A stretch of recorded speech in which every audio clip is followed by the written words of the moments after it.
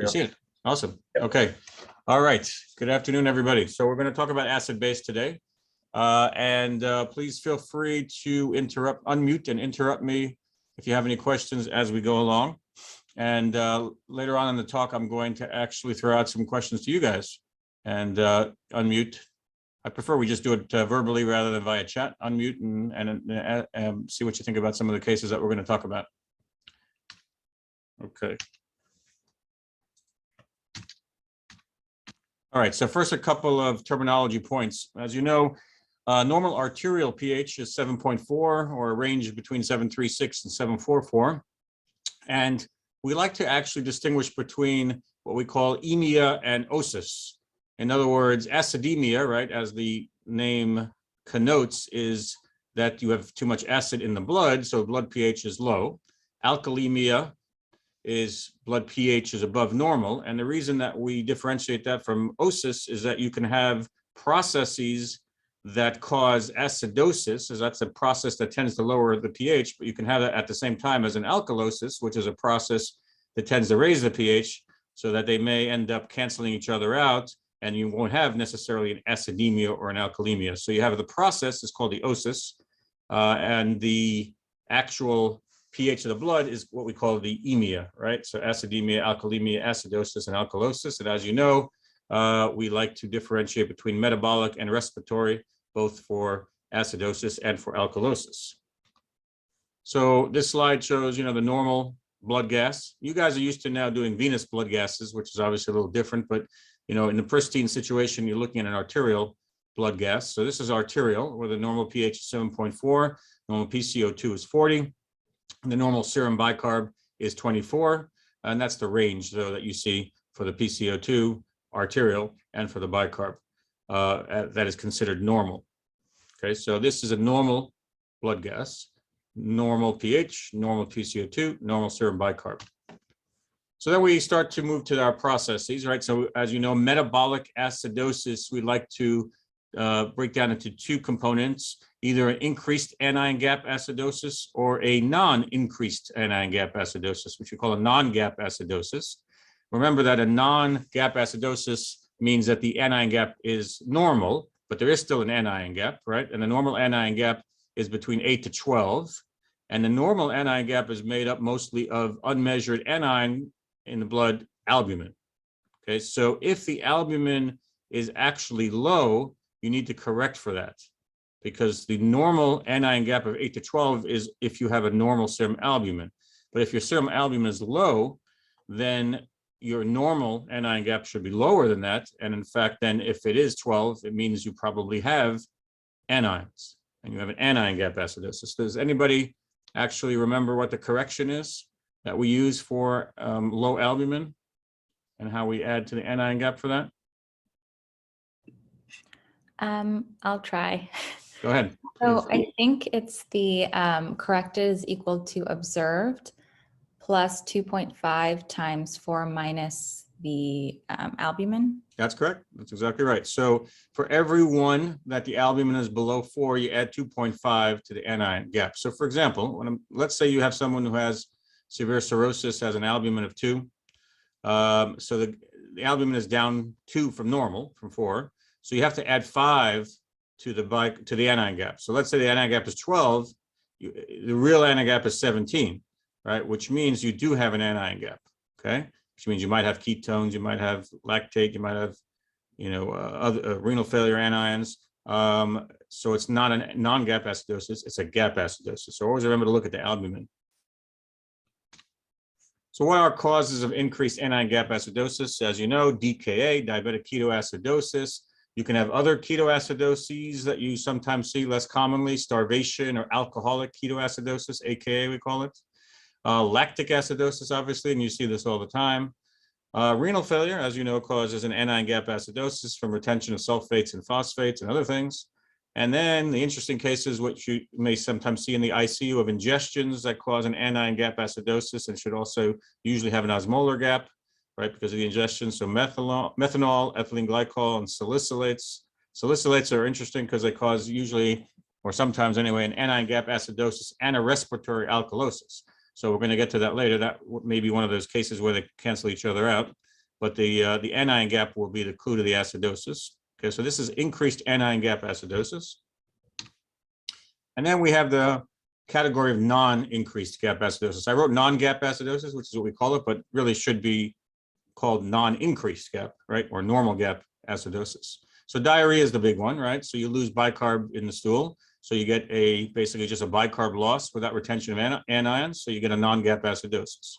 Then the other big grab bag is what we call RTAs, renal tubular acidoses, right? Which you've learned and forgotten, I'm sure. And it's difficult to remember. And the nomenclature is very weird. And it's backwards, basically. But type 1 is a distal and type 2 is a proximal. Why that would be the case, don't ask me. That's just the way they were identified. So they're backwards. So type 1 is a distal RTA, which is basically a defect in the acidification of the urine, usually at the level of the collecting tubule. And you have a problem with your H plus ATPase, and you don't put protons in and acidify the urine, and therefore you have a non-gap acidosis. So in this case, because it's a defect in acidification of the urine pH is always high, right? So urine pH should be greater than 5.5, certainly greater than 5.3, usually greater than 5.5. This is a hypokalemic RTA, okay? Most RTAs are hypokalemic. We'll get to the exception down below. So distal RTA, hypokalemic, high urine pH, that's a distal defect in acidification. Then we have type 2, which is proximal tubular problems. Right, so this is a thing that you can see in Fanconi syndrome, in patients who are on tenofovir who have Fanconi syndrome, in patients who are on acetazolamide, which is carbonic anhydrase inhibitor that causes bicarb wasting from the proximal tubule. So basically, this is what we like to call renal diarrhea. You're having bicarb wasting in the urine. All right, and that's why you have a non-gap acidosis. You're just losing bicarb. The urine pH actually can be variable. It usually relative defects in bicarb reabsorption. So if you're wasting bicarb, the urine pH is going to be high, right? Because you got bicarb in the urine.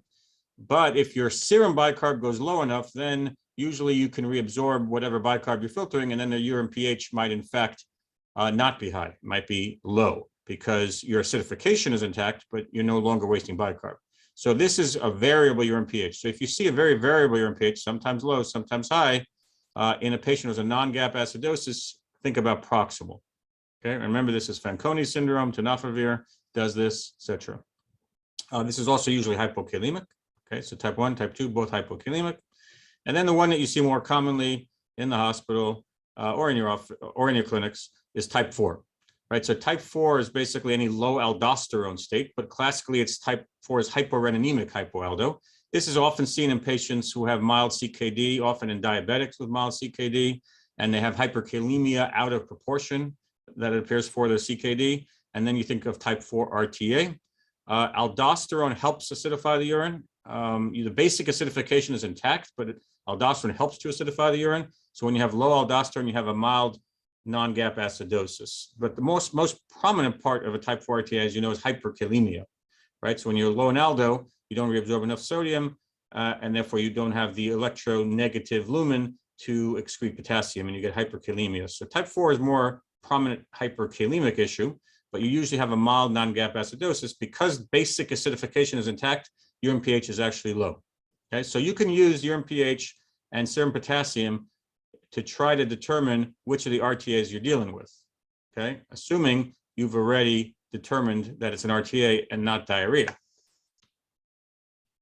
And we're gonna get to in a second, actually we're gonna get there now, because we just talked about that. How can you tell if you have a non-gap acidosis, which one you're dealing with? Are you dealing with diarrhea or are you dealing with an RTA?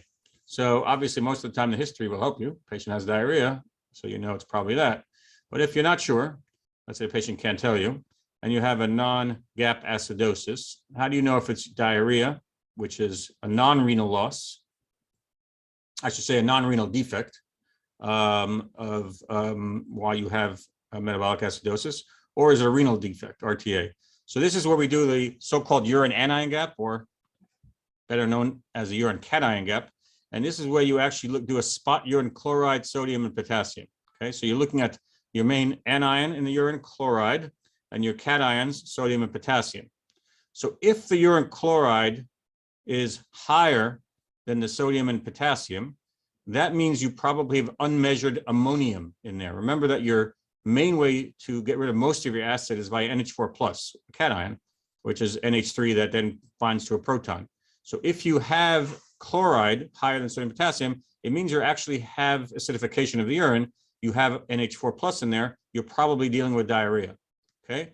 If on the other hand, the urine's sodium potassium is higher than the chloride or equal or higher than the chloride, then that means you don't have much NH4 plus in there, or you have another unmeasured anion, i.e. bicarb in there, and then you're probably dealing with an RTA of some sort. It doesn't tell you which RTA, but it tells you that the problem is at the renal level and not at the diarrhea level. I'm going to stop there for a second and see if anybody has any questions with that. That's always a little confusing, I have to say. But the bottom line is you want to see, is there unmeasured NH4 plus in there or not? Any questions about that? Okay. All right, so that's how you determine RTA versus diarrhea in a non-GAP acidosis. Urine chloride, these are spots, right? Spot urine chloride, sodium, and potassium. All right, let's turn for a second to metabolic alkalosis, right? So these are the main causes of metabolic alkalosis. So vomiting, right? You lose hydrochloric acid. So that's obviously a metabolic alkalosis. Diuretics, right? So most diuretics. So this is what we call the so-called contraction alkalosis. So you can view this as basically losing sodium chloride in water and contracting around a fixed amount of bicarb, right? So if you have a certain amount of bicarb, let's say you have 24 milliequivalents per liter of bicarb, and then you get rid of a liter of water that doesn't have any bicarb, so the bicarb will go up, right? So we call it a contraction alkalosis. Hypokalemia can sometimes in and of itself cause metabolic alkalosis just from shift, right? So you get hypokalemic, potassium comes out of cells, hydrogen ion and protons go into cells, and you get a metabolic alkalosis. So that's a variable issue. Hyperaldosteronism is a cause of a hypokalemic alkalosis with hypertension, right? So just the opposite of what we talked about before of a low aldo state, right? Low aldo state causing an acidosis and hyperkalemia. So a high aldo state causes the opposite. It causes a hypokalemia and a metabolic alkalosis. You know, you've learned about, and you may or may not ever see this in your careers, but you know, nephrologists tend to see a number of these, but not a lot. Barter's or Gittleman syndrome. So these are basically defects in the tubules that look like diuretics. One looks like a thiazide, one looks like a loop diuretic. Long story short, you get basically similar deal to a contraction alkalosis, but without taking a diuretic. And then you can have rarely milk alkali syndrome. These are often patients who come in with hypercalcemia as well as alkalosis from heavy ingestion of calcium carbonate, so the calcium or Tums. So, you know, patients who have very bad peptic ulcer disease or gastritis, and they're not taking, we see this less now because of the availability, over-the-counter availability of H2 blockers and PPIs, but you still sometimes see patients popping a lot of Tums for various reasons. And calcium carbonate, you get hypercalcemia and the carbonate becomes bicarb, so you get what we call milk alkali syndrome. You can also get a metabolic alkalosis. So how do you approach someone who has a metabolic alkalosis to try to make the diagnosis of what the problem is? So the main urine test you're going to look at in a metabolic alkalosis is the urine chloride, right? So it's actually a clue. It's a clue of a few things, but it's mostly a clue of your volume status, right? Normally, which urine ion do we look at to determine volume status? Which urine ion?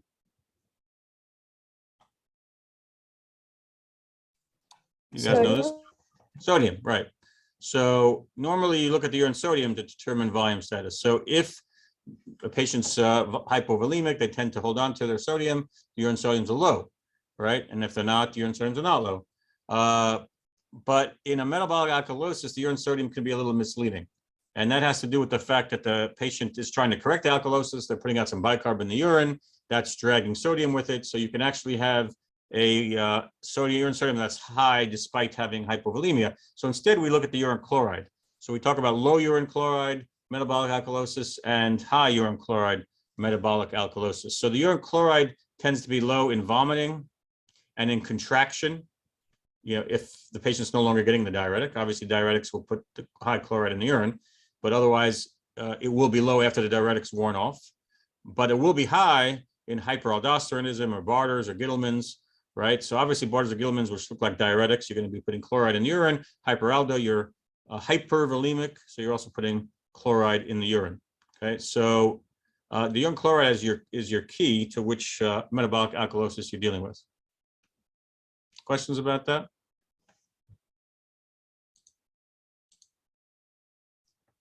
Either I'm really clear or people are shy. I guess I'm really clear. All right. We'll assume that anyway. Okay, so let's move on to next slide. So how do you treat metabolic alkalosis? So, there's a whole literature on why someone stays with metabolic alkalosis. You would think normally that if you get a metabolic alkalosis and you become alkalemic, that you should just waste the bicarb in the urine and correct yourself. And to some degree, that's true. And many patients will correct themselves. But the question is, why do some patients not correct themselves and therefore have to be treated? So, number one, obviously, if someone has renal failure, that's another story. Then they have a hard time correcting any of these things. But if they don't have renal failure, the hypovolemia and the chloride deficit and a potassium deficit that usually goes along with it, all of these things maintain a metabolic alkalosis. So you want to actually correct these things. So if you have a metabolic alkalosis because you were vomiting, right, and obviously you're dry, you're hypovolemic, so you give the patient sodium chloride. That will help correct the metabolic alkalosis, correct the volume deficit. They will put out the bicarb in the urine. If someone was in CHF and got metabolic alkalosis because of the diuretics, well, then you have to be careful, right? If they're still in CHF, you will have a hard time giving them volume. But the other things you can do is correct a potassium deficit, because a little complicated, and I don't want to get it too much into the basic science and the channels, which are multiple that are involved in these things.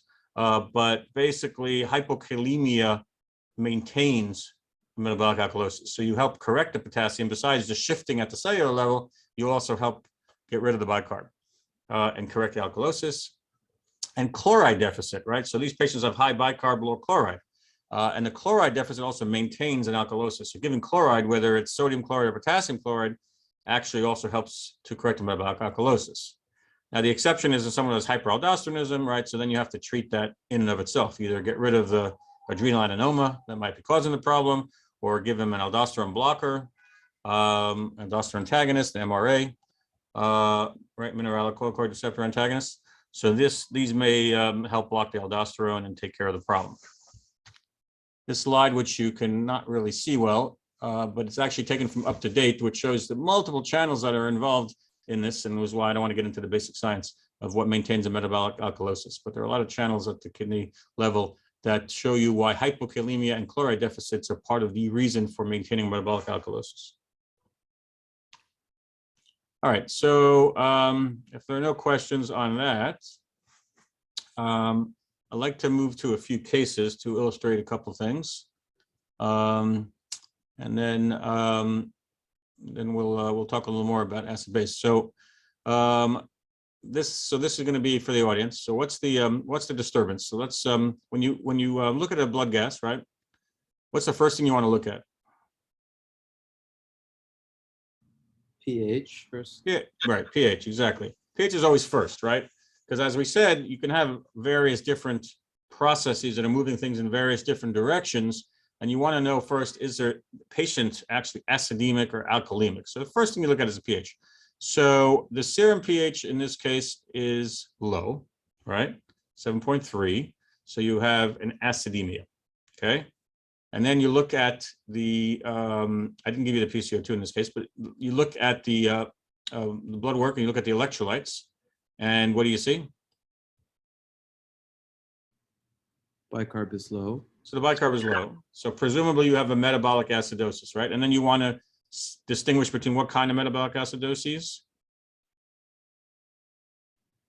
Anion gap and non-anion gap. Gap or non-gap, right? So which one is this? A high gap. High gap. So this is, yeah, exactly. So this is illustrating what we said before. If you look at it straight up, it looks like a non-gap, right? Because 140 minus 128, which is a chloride and bicarb together, it's only 12. So that seems normal, but that's why I gave you the albumin, right? This is actually what we just talked about before. You need to correct for the albumin. So it's in fact, a gap acidosis because of the albumin. All right, so this is what we just said, what you mentioned earlier. You correct the anion gap for albumin, add 2.5 for every 1 gram per deciliter below 4, right? So here you would add 5, right? 5 for the albumin 2. In fact, it's a gap acidosis, okay? All right, so what about this case? 55-year-old diabetic female, serum creatinine is 1.5, serum bicarb is 18, gap is normal, serum potassium is 6, urine pH is 5. What's the likely diagnosis?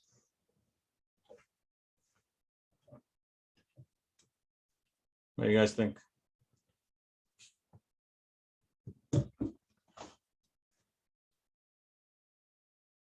Chief residents can call out too. Yeah, Jonathan just posted on the group chat saying he thinks this is a type 4 RTA. Good, type 4 RTA, right? So remember that we just talked about type 4 RTA, that the main manifestation is hyperkalemia, and that's what the patient has, but also has a mild non-gap, actually I gave you non-gap, acidosis with a bicarb of 18, and that urine pH is appropriately low in these patients, right? Because it's not a main issue with the acidification pump. So urine pH is 5, but despite that, the patient has a non-gap acidosis with mostly hyperkalemia. This is your classic CKD, right? The creatinine is 1.5, diabetic, who has hyperkalemia out of proportion, type 4, okay? So how do you treat? On the bottom of this slide, low-K diet, obviously. You can give diuretics if that's appropriate, right? So if the patient is mildly fluid overloaded, or you can give diuretics, and that will help get rid of the potassium. These days, we have such great potassium binding resins, Lokelma, that we use. Patiromer on the outpatient side, you might see. The Lokelma we use a lot, so that might control the potassium. And we should always remember that you can give back aldosterone, right? So fludrocortisone, which is marketed as Florinef, is available. It's an aldosterone like drug, and it can basically give back the aldosterone that the patient is deficient in. Now, the issue is that you have to make sure the patient is not volume overloaded and that they're not very hypertensive, because it is giving aldosterone can cause a patient to sodium retain. And therefore, if they're overloaded or blood pressure is very high, you don't want to give that. But if not, you would be able to use fludrocortisone in addition to Lokelma, low-K diet. Usually you wouldn't use that plus diuretics. If the patient is overloaded, you give diuretics. If the patient is not, you would give fludrocortisone. Okay, that's a treatment. All right, let's look at this case. 55-year-old female. She's on a medication for glaucoma. She can't remember what it is. She presents with the following labs. Serum pH is 7.3, right? So she's acidemic. Serum bicarb is 16, low, right? And I just gave you that it's a normal gap. Serum K is low. She's hypokalemic. Urine pH is high. So she has hypokalemia, non-gap acidosis, high urine pH. So first, in general, what does she have?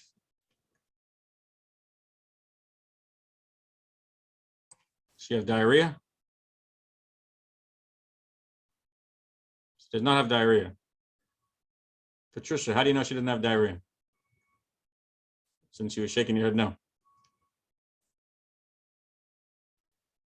I'm assuming. Say again? I'm assuming she doesn't have diarrhea. You're assuming she has diarrhea, but we actually have a lab value that tells us she doesn't have diarrhea. What do you think?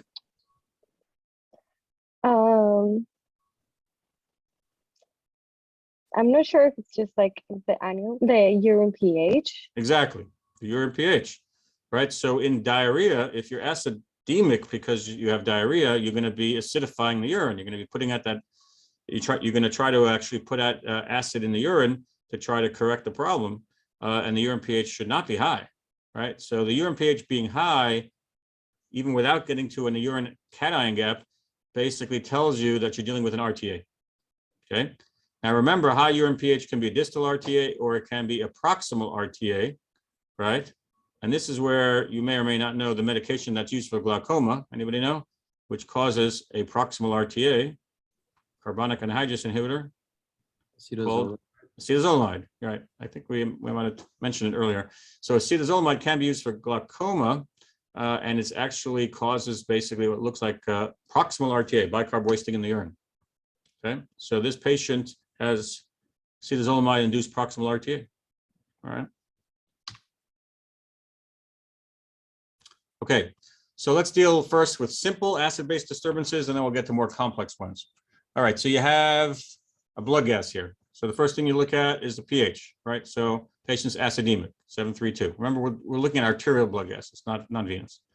All right, so PCO2 is next. PCO2 is high or low?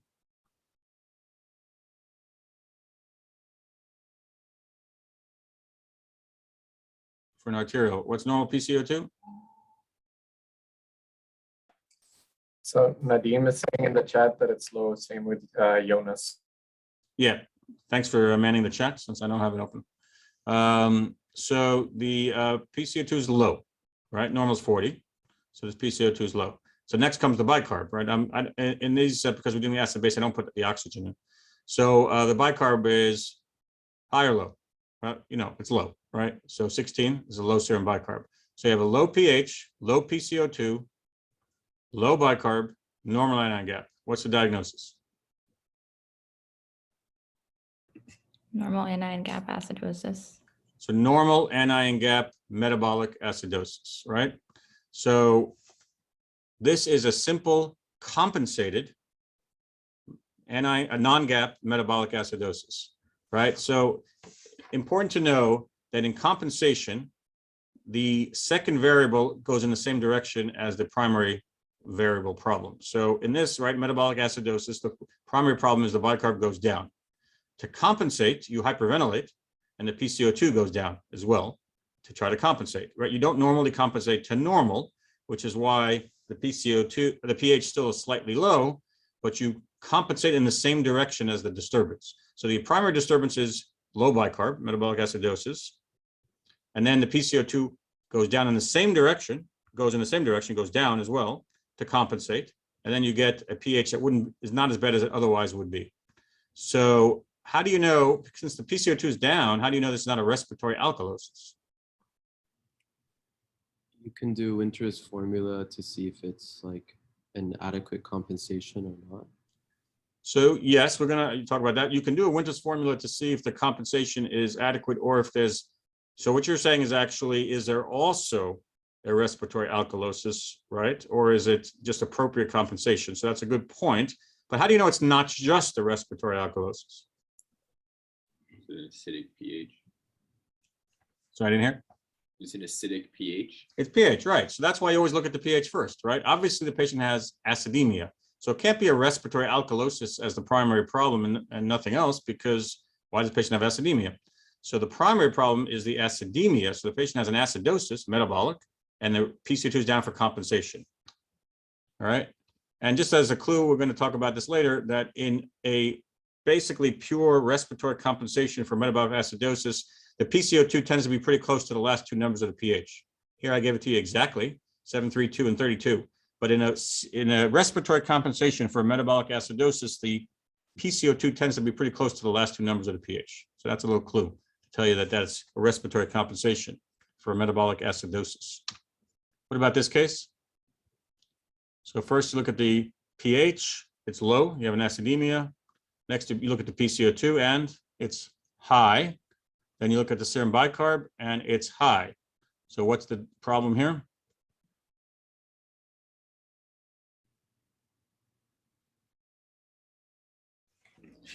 Primary respiratory acidosis. Exactly. So you have a respiratory acidosis, right? Which is why the pH is low, the PCO2 is up, and then the bicarb goes in the same direction, right? So CO2 went up, the bicarb goes up to compensate. So you have metabolic compensation for a respiratory acidosis. Reason I'm stuck. There we go. So this is like a classic patient with COPD, chronic CO2 retention, the PCO2 goes up, and then you increase your acid excretion, you retain bicarb to compensate, and the bicarb goes up. So this is a classic COPD blood gas who has chronic CO2 retention, and the bicarb is compensating. Okay, what about this case? Anybody have a guess as to what this case would be?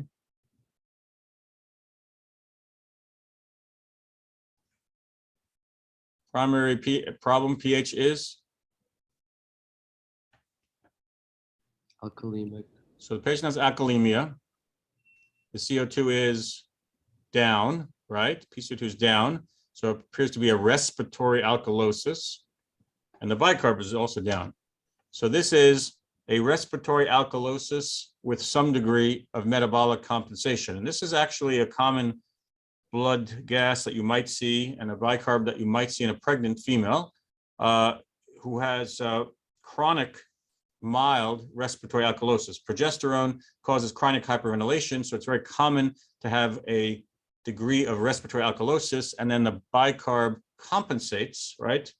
So you get a decrease in the serum bicarb, right? The compensation goes in the same direction, goes down as the PCO2 to compensate for the respiratory alkalosis. So this is actually a little trick that people don't always remember. You see someone who's pregnant and is in the hospital for some reason, and they look at the serum bicarb and it's low, and they think the patient has a metabolic acidosis. But in fact, it's very common to have a mildly low bicarb as compensation. And you wouldn't know that if you didn't look at a blood gas. And the patient, in fact, has an alkalosis. So giving them bicarb certainly would not be the right treatment. Okay. Whoops. So you might have seen that, but this is a patient who has a high pH, has an alkalemia, right? PCO2 is up and bicarb is up. But remember, the patient has an alkalemia, so the primary problem is going to be the bicarb going up. So this is metabolic alkalosis with respiratory compensation, right? So if you're vomiting, the bicarb goes up, as we talked about from vomiting, and then you will hypoventilate and retain some CO2 to compensate. So the PCO2 goes up. So remember, once again, in all simple compensations, the compensating variable goes up and goes in the same direction as the primary problem. If the primary problem is down, then it's the variable that's compensating goes down too. If it's up, it goes up, okay? So that's what we just said here. Compensation is always in the same direction as the primary disturbance. The bicarb and PCO2 go in the same direction. But you always need to look at the pH first to tell you if your primary problem is an alkalosis or an acidosis, right? Because otherwise they can look similar in terms of the CO2 and bicarb values, but you need to look at the pH. Right, so this could, if your pH was low, this could be CO2 retention and bicarb as compensation. But since the pH, I'm sorry, since the pH is, I said if the pH is low, this could be CO2 retention and bicarb retention to compensate. But since the pH is high, it's the opposite. Right, the bicarb going up is the primary problem. So always look at the pH first. All right, so just to reiterate that, metabolic acidosis, the bicarb goes down, the PCO2 follows down. Respiratory acidosis, the PCO2 goes up, the bicarb follows up. Metabolic alkalosis, the bicarb goes up, the PCO2 follows up. Respiratory alkalosis, the PCO2 goes down, the bicarb follows down. Okay, and obviously there are differences in terms of metabolic compensation, whether these things are acute or chronic, but in general, the compensation should be in the same direction. All right, so 28-year-old medical student is afraid of needles and is having blood gas drawn, right? So you see this blood gas, right? So this is, right, this is what? Whoops, hold on, sorry. This is what?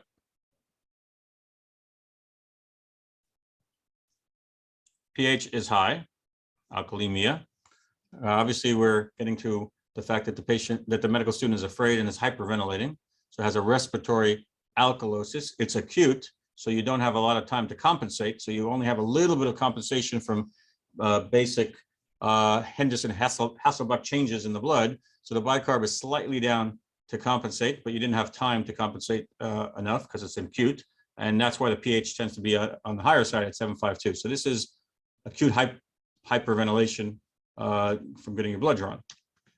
And you want to contrast that with someone who's pregnant, where it's a chronic respiratory alkalosis, where there's more time for the kidneys to compensate and the bicarb is lower, so the pH is not as bad. Even though the PCO2 in this case is even worse, patients hyperventilating more, but the pH is not as bad because this is chronic respiratory alkalosis, and so you have better metabolic compensation.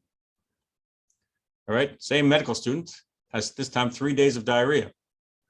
All right, so this is classic, as we said, metabolic acidosis, respiratory compensation. The PCO2 matches or should be close to the last two numbers of the pH. Respiratory compensation for metabolic acidosis. And this one, same medical student again, drank too much at the bar and had vomiting overnight, right? So vomiting, metabolic alkalosis, the bicarb goes up. the PCO2 hypoventilates, it goes up, but you have an alkalosis. This time we do a 72-year-old medical school professor who's on furosemide. So this is your contraction alkalosis, right? But it looks similar to the previous blood gas. You have contraction alkalosis, so the bicarb goes up, you hypoventilate, PCO2 goes up, and you have an alkalemia, right? From the metabolic acidosis from contraction. And we really touched on this already, the COPDer who has CO2 retention, PCO2 is 60, patient's acidemic, and bicarb goes up to compensate. On the other hand, if you have an acute asthmatic attack where you don't have time to compensate as much, and you have acute hypoventilation, then you won't be able to compensate as well. Bicarb is slightly higher, but the acidosis will be worse because you didn't have time to compensate. All right, now we're going to get a little more complicated. Any questions on the simple stuff, simple acid base, before we move on? Okay, to mix it up a little bit, you can have mixed disturbances, right? So you can have any one of a number of mixed disturbances. You can have metabolic acidosis with respiratory alk, metabolic acidosis with respiratory acidosis, metabolic alk with respiratory acidosis. You can have all these various combinations. And what I didn't even write down here is you can have two different metabolic acidoses at the same time, which we're going to get to. All right, so we talked about that. Someone mentioned the Winter's equation. If you want to see if it's a simple disturbance or a mixed disturbance, and you want to see, for example, if a respiratory compensation is appropriate for the metabolic acidosis, or if it's too much or it's too little, you can look at the Winter's equation, or you can see if the last two numbers of pH are close to the PCO2. For metabolic alkalosis with respiratory compensation, so the respiratory compensation tends to be fast either way. You can, this is the equation. PCO2 rises 0.7 for every 1 ml equivalent rise in serum bicarb. So you see that down below, 750, 47, 34, classic metabolic alkalosis with respiratory compensation. Now, when you're talking about metabolic compensation, so then you have the fast versus the slow, depending on whether it's acute or chronic, as we talked about. So in acute respiratory acidosis, the bicarb should rise about 1 for every 10 millimeters rise in PCO2. In chronic respiratory acidosis, the bicarb should go up about 4 for every 10 rise. So there you see the difference between the acute asthmatic on the top and the COPD on the bottom. And in acute respiratory alkalosis, the bicarb should fall 2 for every 10 for every 10 that the CO2 is down. In a chronic respiratory alkalosis, it should be 4 to 5 again for every 10 it's down. So you can also tell if it's an acute versus chronic issue by how the metabolic compensation is, by what degree of your metabolic compensation is. All right, now let's turn for a second, for a few minutes, to mixed disturbances. So you should suspect a mixed disturbance when your compensation is either more or less than expected. So if it doesn't fit nicely into the Winter's equation or the other things that we talked about just now, then you should suspect that there's two different processes going on, right? In addition, if you have abnormalities of either PCO2 or the bicarb, and yet the pH is normal, then you should suspect a mixed disturbance, because usually compensation doesn't return the pH perfectly to normal. So if the pH is perfectly normal, and yet you have some abnormalities of the bicarb or the CO2, you probably have a mixed disturbance, okay? So here's an example where the pH is basically low normal, but normal at 735, PCO2 is 25, and the bicarb is 18. So what do you guys think about this one?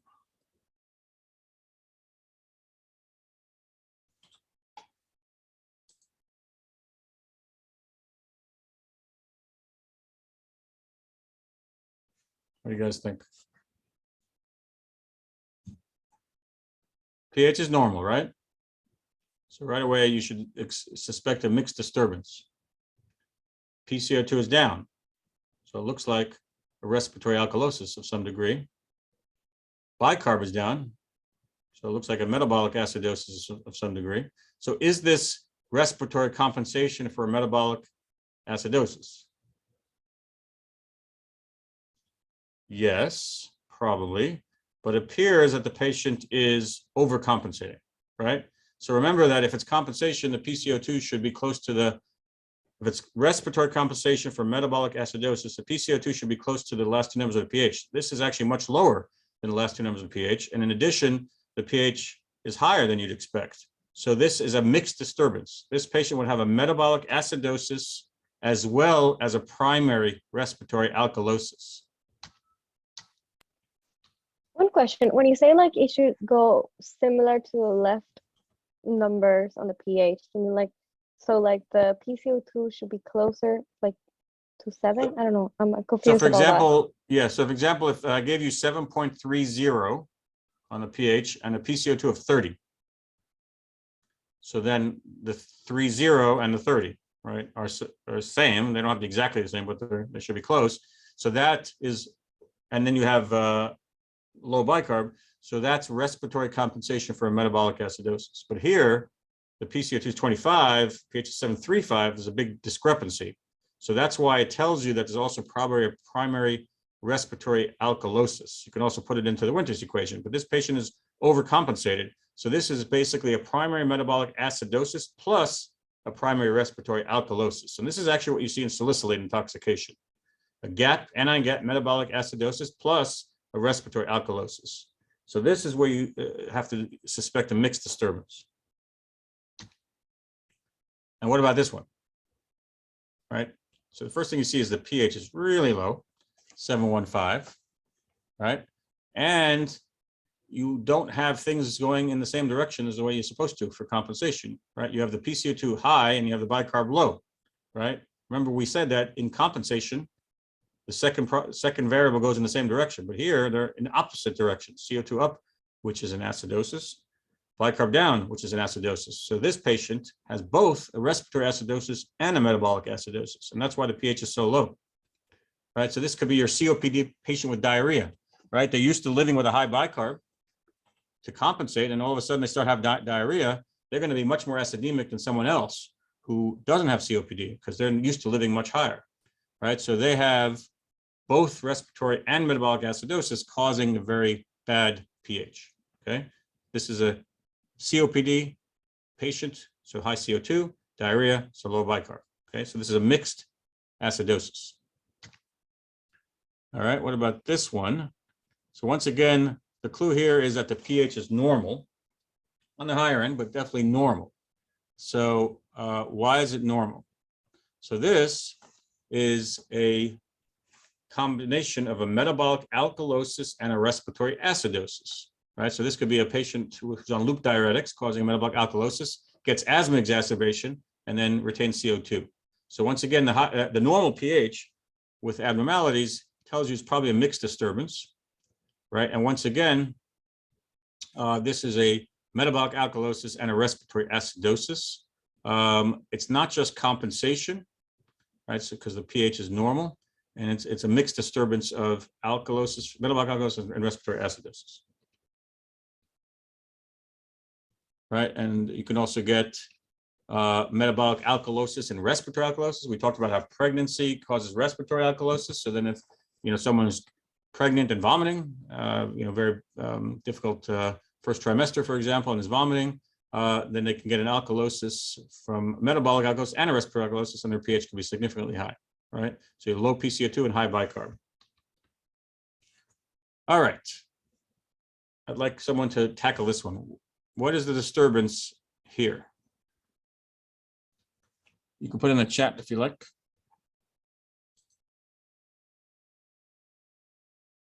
What do you guys think? Is there a disturbance? So Nadim, do you want to give it a go? Sure. Okay. So pH for this person is within a normal range. So there's no acidemia or alkalemia. And the bicarb is 24. Bicarb is 24.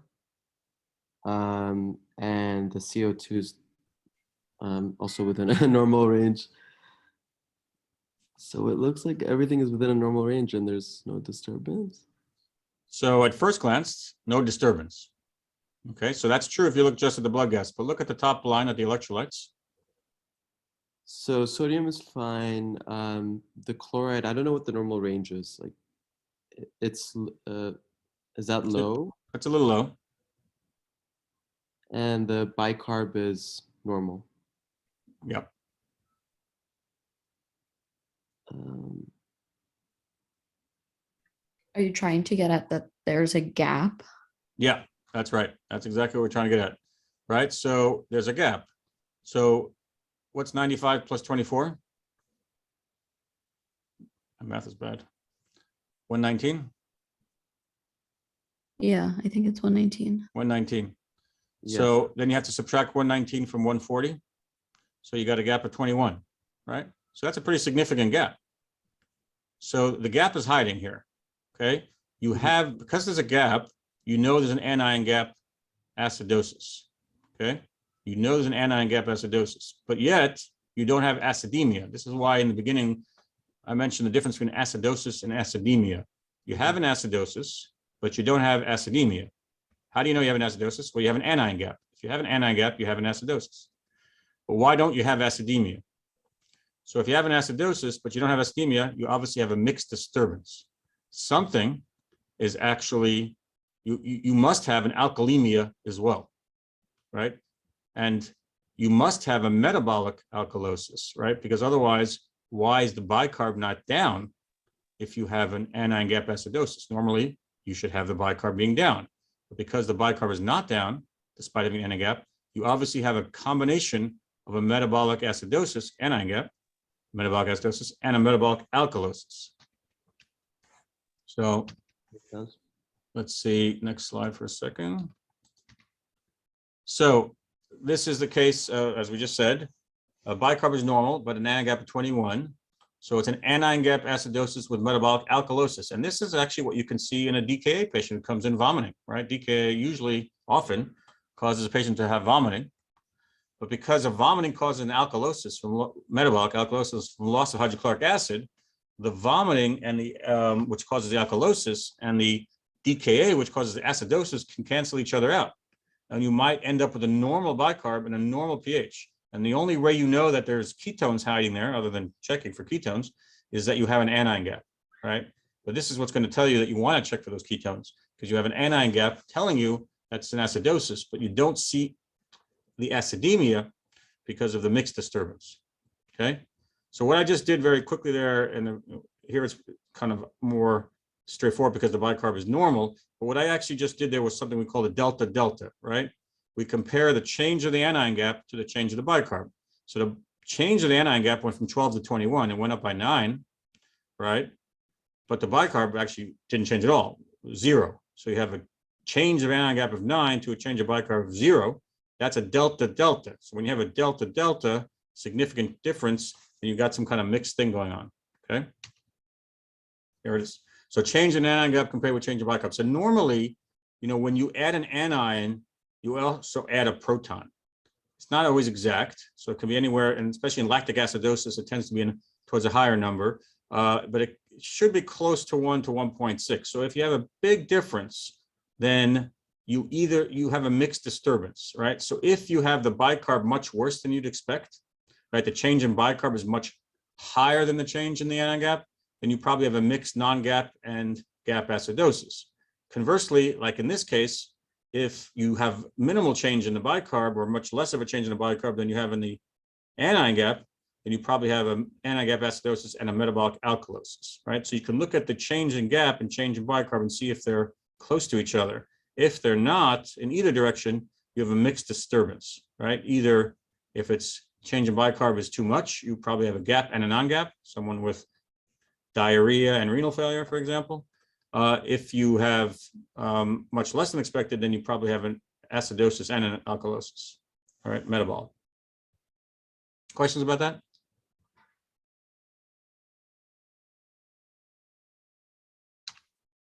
Okay, and as someone mentioned earlier, you know, if you're not sure exactly where things fit, you can use this nomogram, one of the equations that we had talked about before, to see if you have a mixed disturbance or just a simple disturbance with compensation. But I would definitely encourage you to use this delta-delta, which should be between 1 to 1.6. And if it's very off, to consider a mixed disturbance. And remember that if the pH is normal and you have issues, whether it's an anion gap or whether it's the number, the CO2 of the bicarb are not normal, but yet the pH is normal, to consider mixed disturbances.